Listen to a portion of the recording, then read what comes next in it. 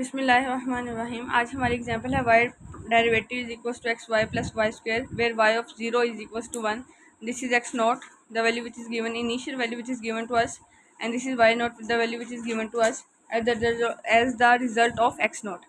Find y of 0.1 by Taylor's method, y of 0.2 by Euler's method, y of 0.3 by Runge-Kutta method, y of 0.4 by Milner's method. अब देखें यहाँ पे भी उसके पास इसने x4 तक पॉइंट्स दिए हुए, ये सारी वैल्यूज़ ना यूज़ होती जाएंगी क्योंकि यहाँ पे y1 निकल रहा होगा क्योंकि ये x1 है, यहाँ पे y2 हमारे पास आंसर निकलेगा क्योंकि ये y2 है और सॉरी x2 है, यहाँ पे हमारे पास y3 निकल रहा होगा because the reason is this is x3 और यहाँ पे y4 निकलेगा ये हमारे पास x4 है। और आपको पता है मिलने मेथड को शुरू करने के लिए आपको 4 वैल्यूज चाहिए होती हैं, that's why it is replaced at the end of the question. ठीक है, अब गिवन हमारे पास y डेरिवेटिव है which is equals to x y plus y square और एच यानी कि डिफरेंस क्या है 0.4 माइनस 0.3 तो 0.1 का डिफरेंस है। ठीक है, तो आप y डेरिवेटिव को एफ ऑफ एक्स वाई भी लिख सकते हैं। एक्स नोट उसने हमें 0 दिया हुआ है, वाई नोट उसने हमें 1 दिया हुआ है। टेलर्स हम पहले मेथड को लेते हैं, वहाँ पे x1 उसने कहा है 0.1, y1 आपके पास y के अंदर यानी कि 0.1 पुट करने के बाद जो आंसर आएगा वो आपके पास y1 आएगा।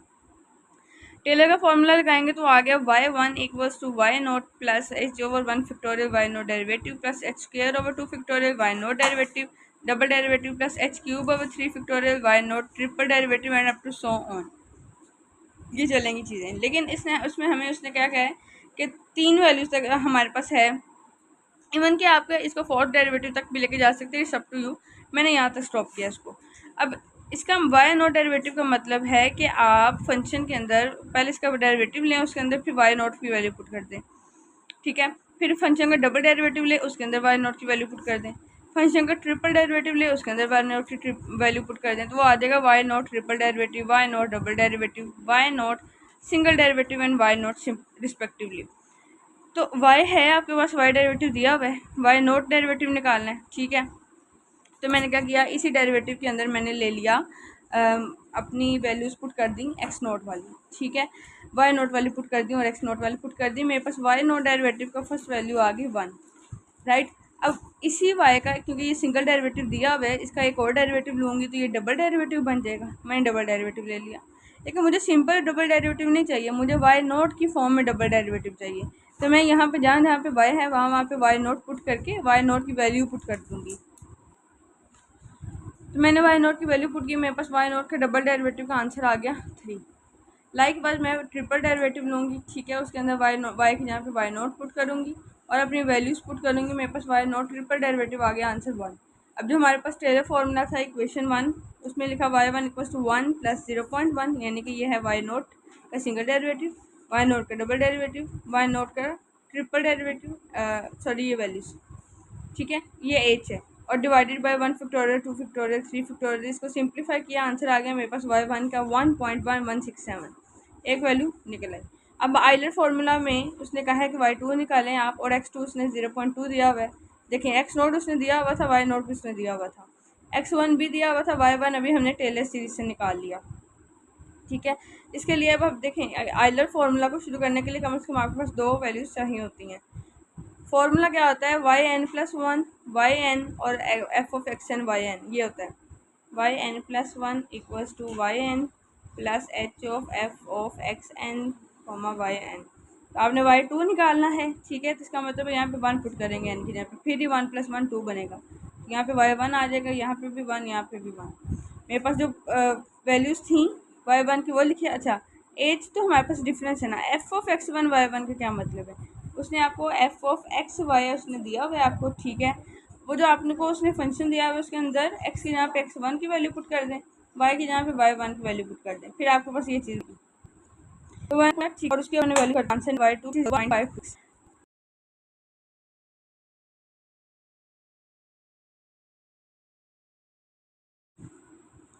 अब बारी आ गई आर के मेथड की। आर के मेथड में देखिए हमने y3 निकालना है, x3 उसने 0.3 दिया हुआ है, उसके बाद हमने x2 दिया हुआ है, y2 हमने निकाल लिया है, x1 भी दिया हुआ था, y1 हमने निकाल लिया, x नोट भी दिया हुआ था और y नोट भी दिया हुआ था।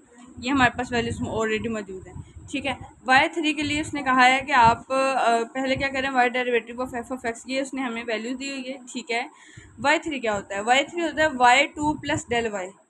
ठीक है, आप इसको इस फॉर्म में भी एक्सप्रेस कर सकते हो, लेकिन अगर इसको नहीं भी करना, हम जिस तरह से हमने आर के मेथड किया था हम उसी तरह से लेके चलते हैं। तो वो था yn+1 yn, यानी कि जो जनरल फार्मूलाज थे मैंने उसको अपने फार्मूला के अकॉर्डिंग डाइवर्सिफाई कर दिया, रिप्लेस कर दिए नंबर्स। क्योंकि उसमें वहाँ पे लिखा हुआ था n+1, मुझे क्या चाहिए y3, तो y n की जहाँ पे 2 पुट करूँगी तो 2 + 1 3 होगा। ठीक है, जहाँ जहाँ पे n था वहाँ पे मैंने 2 पुट कर दिया और मेरे पास y3 का वैल्यू बन गई।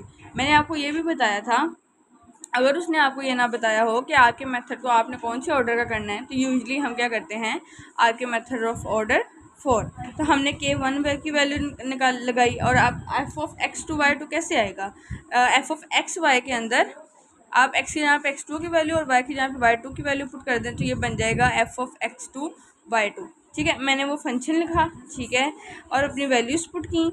वैल्यूज पुट करने के बाद मेरे पास आंसर आ गया k1 का 0.1820, k2 का वैल्यू अगेन लगाऊंगी, ये ऑर्डर 4 वाले ही वैल्यूज़ ले रही हूँ मैं, फॉर्मूलाज ले रही हूँ, क्योंकि k2 में आ गया h ऑफ f। ठीक है, ये आ गया x2 + h/2 y2 + k1/2। ठीक है, और इसमें हमने वैल्यूज पुट की। वैल्यूज पुट करने के बाद अब f ऑफ, अब आप ये वैल्यूज़ यहाँ पे पुट करके इनका आंसर निकाल के फंक्शन के अंदर पुट कर दें, x की जहाँ पे इधर वाले आंसर और y की जहाँ पे ये वाला, या आप इस पूरे को उठा के पहले फंक्शन के अंदर पुट करें, उसके बाद वैल्यूज पुट करें, उसके बाद आंसर निकालें, वैसे भी आप कर सकते हैं, यानी मैनुअल तरीका जो है। मैंने भला क्या किया है, मैंने किया है कि मैंने ना इस पूरी वैल्यू को पुट किया, जो आंसर है ना 0.25, अब मैं क्वेश्चन के अंदर 0.25 एक्स की जहाँ पे लिख दूँगी और वाई की जहाँ पे 1.3436 लिख दूँगी। ठीक है, तो मैंने ये लिखा, मैंने लिखते हुए अपना k2 का आंसर निकाले 0.2141। अब k3 अगेन वैसे ही मैंने इसका इन अंदर वाले टर्म्स का आंसर निकाला, ये एफ ऑफ दिस फंक्शन है। ठीक है, अब इस तरह से अब मैं क्या करूँगी, फंक्शन के अंदर इसका जो आंसर आएगा वो x की जहाँ पे और इसका जो आंसर आएगा वो y की जहाँ पे पुट करने के बाद मैं करूँगी उसका आंसर निकालूंगी और उसको 8 से मल्टीप्लाई करवा दूँगी। तो मैंने ऐसे किया, मैंने मल्टीप्लाई करवाया, मेरे पास k3 का आंसर निकला है। लाइकवाइज मैंने k4 का भी आंसर निकाली है। ठीक है, k4 के भी आंसर निकालने के बाद क्योंकि मेरे पास जो y3 था ना उसमें k1 k2 k3 और k4 इन सब के आंसर की वैल्यू चाहिए थी, तो इसीलिए मैंने k1 k2 k3 और k4 मैंने ऑर्डर 4 तक वैल्यू पुट करके फॉर्मूला लगा के मैंने आंसर निकाला। ठीक है, आंसर निकालने के बाद मैंने जो मेन इक्वेशन एक बनाई थी y3 के फॉर्मूला के लिहाज से, उसमें मैंने वैल्यूज पुट की, y3 का आंसर आ गया 1.4707। उसके बाद आपके पास आ गया मिलने मेथड, अगेन y4 निकालना है, x4 जो है उसकी वैल्यू 0.4 है। अब मिलने मेथड का मैं आपको एक ओवरव्यू दूंगी क्योंकि इसकी सिर्फ आपने एक एग्जांपल की है for the sake of practice. अब ये वाली मिलने मेथड का आप एक और प्रैक्टिस कर लीजिएगा, आपका मेथड जो है वो पक्का हो जाएगा। मिलने प्रेडिक्टर फॉर्मूला लिखा, n = 3 पुट किया क्योंकि मुझे y4 चाहिए। पुट करने के बाद मैंने उसको इक्वेशन 3 बना दिया, अपने फार्मूला को उसके अकॉर्डिंग अपनी इक्वेशंस को मोल्ड करते हुए मैंने y1 डेरिवेटिव की वैल्यू, क्योंकि यहाँ पे y1 डेरिवेटिव, y2 डेरिवेटिव और y3 डेरिवेटिव चाहिए, ये y का सिंपल डेरिवेटिव है। इसमें y1 की वैल्यू पुट करूँगी, y1 और x1 की y1 डेरिवेटिव बन जाएगा, x2 और y2 की पुट करूँगी तो y2 डेरिवेटिव बन जाएगा, x3 y3 की वैल्यू पुट करूँगी तो y3 डेरिवेटिव बन जाएगा। सब की वैल्यूज़ इसमें पुट करूँगी, मेरे पास y4 का आंसर निकल आया। ठीक है, अब आगे मेरे पास मिलने character formula. Character formula again मुझे y4 चाहिए, तो मैं n की यहाँ पे 3 पुट कर दूँगी, मेरे पास y4 के लिहाज से अपना पूरा फार्मूला आ जाएगा। इसको मैं नाम दे दिया इक्वेशन b का। अब इसके अंदर हमें क्या चाहिए, y2 का डेरिवेटिव, y3 का डेरिवेटिव और y4 का। y3 की डेरिवेटिव तक हमने वैल्यूज़ निकाली हुई हैं पीछे ही।